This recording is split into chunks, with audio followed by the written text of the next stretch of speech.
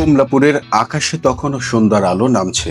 গ্যালারিতে ভেসে আসছে একটাই স্লোগান, রাজশাহী রাজশাহী।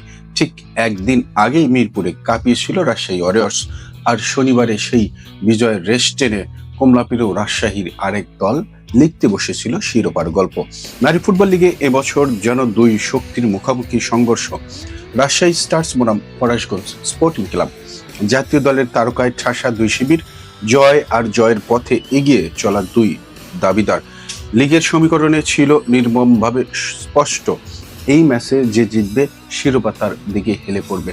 চাপ, প্রত্যাশা আর উত্তেজনায় সেই মঞ্চে রাজশাহী স্টার্সই দেখালো চ্যাম্পিয়নের ধীরতা। ম্যাচের প্রথমার্ধে নীরবতা ভাঙেন আলবি আক্তার। তার নিখুঁত ফিনিশিংয়ে চাপ জালের দেখা পায় বল, আর মুহূর্তেই কমলাপুরের গ্যালারি রূপ নেয় লাল সবুজের আবেগের সাগরে।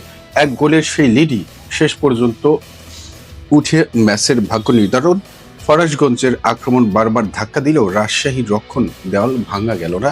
মারিয়া মান্দা, দুই শামসুন্নাহার মনিকা কিংবা তহুরা খাতুন তারকায় মোড়ানো ফরাশগঞ্জ এই লিগে প্রথমবার হার মারল, আর সেই হারেই কার্যত নিভে গেল তাদের শিরোপার স্বপ্ন। টানা 6 ম্যাচে গোল করা শামসুন্নাহার জুনিয়রও এই ম্যাচে আটকে গেলেন রাজশাহীর শৃঙ্খল রক্ষণে। গোলহীন থাকলেন তিনি, জয়ের স্বাদও পেলেন না তার দল।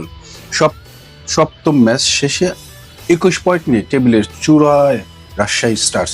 এক ম্যাচ বেশি খেলে বাংলাদেশ সেনাবাহিনীর পয়েন্ট সমান, আর 18 পয়েন্ট নিয়ে 3-এ নেমে গেল ফরাশগঞ্জ। সংখ্যার হিসাব যতই থাকুক, কমলাপুরের সেই সন্ধ্যায় গল্পটা একটাই, রাজশাহী এসেছে শিরোপা নিতে।